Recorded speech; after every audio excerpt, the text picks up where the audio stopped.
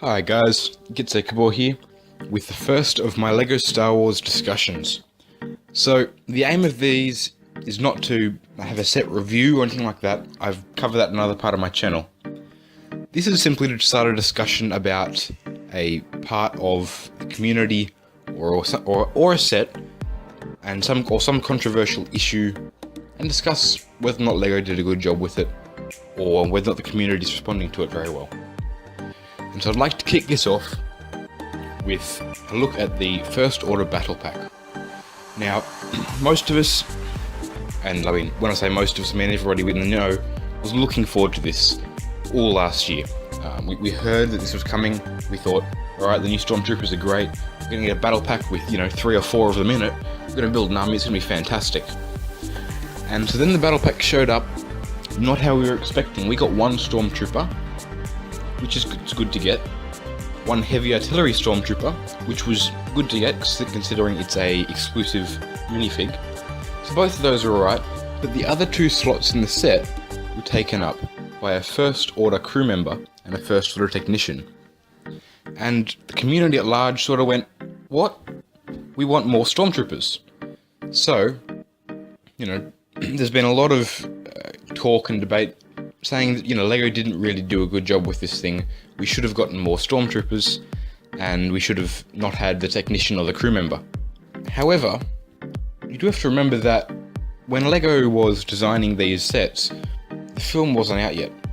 And so what they've seen this image, which we all know from watching the film, and that is of General Hux standing high up on his platform, and out in front of him are sprawled ranks upon ranks of stormtroopers and other First Order members. And in the shots we have of that, and looking at it fairly uniformly, there actually seems to be a fairly even distribution of 6 sort of main characters. That is, of course, the First Order Stormtrooper, the First Order Heavy Artillery Stormtrooper, the Snowtrooper, the Flame Trooper, and the crew member and the technician, of which we get 4 in this battle pack, which is actually pretty good.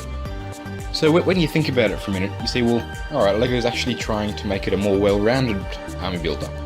Because if we wanted to build a more accurate First Order army, we'd have to collect all these other figures as well.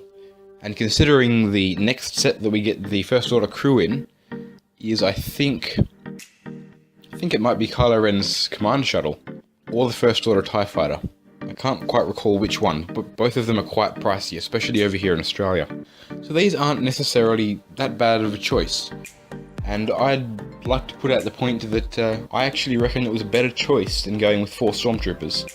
Because now, yes, we might have to buy more of them, but at the same time, with just the battle packs, we can make a pretty balanced First Order army. Given 1 or 2 of the Snowtrooper sets, and a couple of First Order transporters, we've got vehicles for everyone, and we've got a fairly balanced army, rather than having to shell out lots of money on multiples of Kylo Ren's command shuttle, or buying them off shady figures on eBay. Which of course, we all know and love. And as for the build, there's been a lot of discussion about the build, it's not worth anything, there's no point to have it in there. And yes, the piece count is very low. However, the build itself, for the piece count, is quite solid. It's a turbo laser. You look at it, and one look it tells you everything you need to know about it. It's a rotating turbo laser. It sits there and shoots stuff. And for that matter, it does really well. And considering that in the scene that most of this was based on, they are on Starkiller Base on a large platform, quite literally surrounded by large turbo laser turrets, of which this is quite a good small representation. I don't really have much of an issue with that. And the amount of play features they packed into the small thing is incredible. You've got a firing cannon, a raising and lowering cannon, a rotating cannon. You then have a control panel and a place to store extra ammo. That's pretty incredible for such a small set. And the purpose of these discussion videos isn't just to give my opinion, it's to start a discussion with you guys. So down in the comments, let me know what you guys think of this set. I'm sure most of you have picked up at least 1 or 2 by now, if not more. So let me know in the comments, what do you think? Do you think the minifigures are a good choice? Do you not like them at all? Do Do you like the build? Do you think it could be better utilised for something else? Let me know down in the comments. This is exactly the sort of discussion I'd like to eventually have happening there.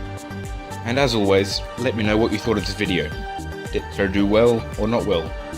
Should I do more of them? Like, comment, rate, subscribe, all that good stuff. That helps me keep afloat and keep the channel going. And it lets me know you guys like the content. And as always, this is Getsakabor signing off.